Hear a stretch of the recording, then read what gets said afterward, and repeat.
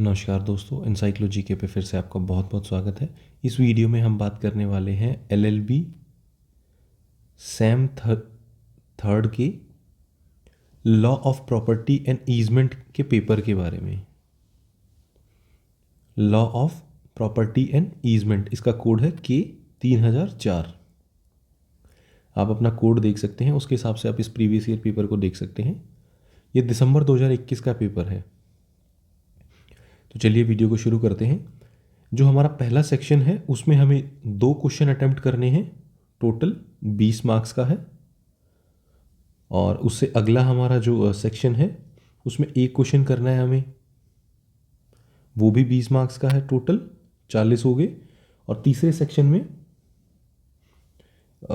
देखिए मैं आपको दिखाता हूँ। तीसरे सेक्शन में हमने करना है 2 क्वेश्चन 30-30 नंबर के हैं, तो टोटल 60 के ये हो गए। 40 को 100 मार्क्स का हमारा पेपर है। तो चलिए वीडियो को शुरू करते हैं।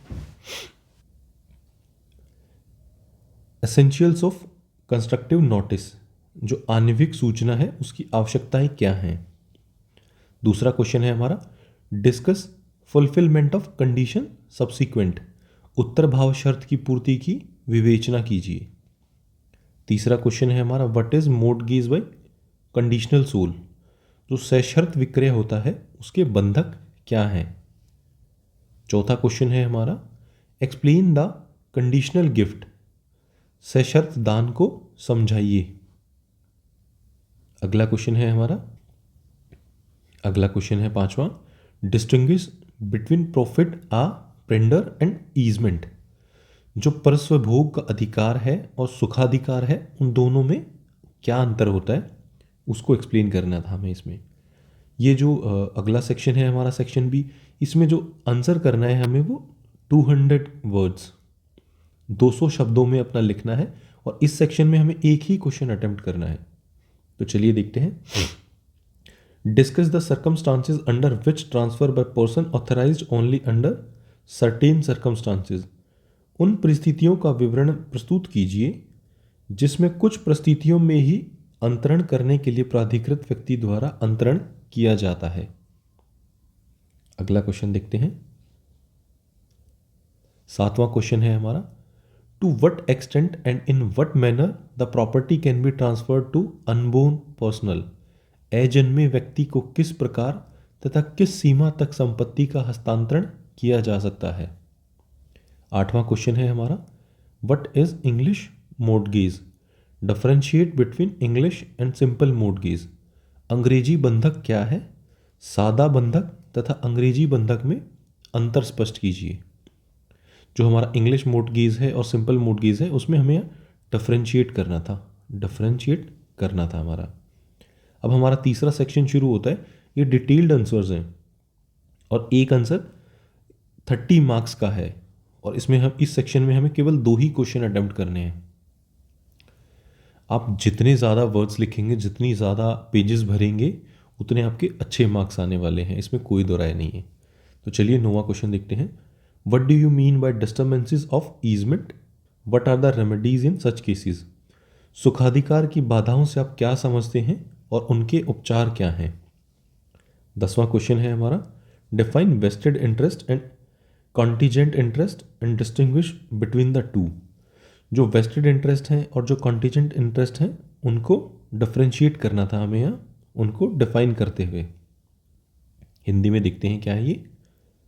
निहित हित और समाश्रित हित, उनकी व्याख्या कीजिए तथा दोनों में अंतर स्पष्ट कीजिए। पहले इन दोनों की डेफिनेशन देनी है, इनको अच्छे से डिफाइन करना है आपको, और फिर इनको डिफरेंशिएट करना। इस क्वेश्चन को आप स्टार्टिंग से सेक्शन बना के भी कर सकते थे, पूरा का पूरा सेक्शन बना के यहाँ आप निहित हित को लिखते, यहाँ आप समाश्रित हित को लिखते और फिर उसको एक्सप्लेन करते हुए चलते नीचे तक। या आप पहले पूरा सेक्शन एक हल्की हल्की दोनों की डेफिनेशन देंगे और उसके बाद इनको डिफरेंशिएट करना शुरू करेंगे। इसमें आपको ज़्यादा से ज़्यादा लिखना है ताकि आपके मार्क्स अच्छे आ सकें। तो चलिए 11वां क्वेश्चन देखते हैं। What are the conditions to be satisfied the doctrine of part performance can apply, compare the English doctrine with the Indian doctrine of part performance, जो आशिक अनुपालन के सिद्धांत के लागू होने के लिए जो शर्तें हैं वो कौन सी शर्तों का होना आवश्यक है, और आंगल विधि व भारतीय विधि की इस सिद्धांत के बारे में तुलना कीजिए। एक बार फिर से देखते हैं, आशिक अनुपालन के सिद्धांत के लागू होने के लिए किन शर्तों का पूरा होना आवश्यक है, और आंगल विधि व भारतीय विधि के इस सिद्धांत के बारे में तुलना करनी है। 12वां क्वेश्चन देखते हैं हमारा, define sale and discuss its ingredients in detail, how can the sale of revocation be affected. विक्रय को परिभाषित कीजिए और विस्तार में उसके आवश्यक तत्वों को बताएं, निरसन की बिक्री कैसे प्रभावित हो सकती है। क्वेश्चन नंबर 13 है हमारा, डिफाइन गिफ्ट और explain its essential elements, when can a gift be suspended or revoked, discuss with the help of decided cases. इसमें हमें केस स्टडीज मेंशन करने पड़ेंगे, केस स्टडीज, तो कम से कम 4-5 केस स्टडीज डालेंगे तो जो हमारा अच्छा इम्पैक्ट पड़ता है, जो हमारा जब शीट चेक होंगी हमारे, और अगर आपने लिखा हुआ है तो उस पर अच्छा इम्पैक्ट पड़ता है आपके शीट चेक करने वाले टीचर पे, और आपको अच्छे मार्क्स मिलते हैं इसमें। दान की परिभाषा कीजिए, एक वैध दान के आवश्यक तत्वों को बताएं, एक वैध दान क्या निरस्त या समाप्त किया जा सकता है, और निवितिवादों के साथ उल्लेख कीजिए। इसमें बहुत सारे क्वेश्चन पूछे गए हैं आपसे। पहले आपको दान को परिभाषित करना है, फिर आपको कंडीशंस, एक वैध दान के लिए आवश्यक कंडीशंस क्या है आपको वो एक्सप्लेन करनी है, जो बेसिक एलिमेंट्स हैं उसके उन सबको एक्सप्लेन करना है। फिर आपसे तीसरा क्वेश्चन इसी में क्या पूछा गया है, क्या एक जो वैध दान है उसको निरस्त या समाप्त किया जा सकता है, इसको एक्सप्लेन करना है। चौथा आपसे ये पूछा है, निवितिवादों के साथ उल्लेख करना है कि जो उसमें लैंडमार्क डिसीजंस हैं या केस स्टडीज़ हैं उनको मेंशन करना है आपने।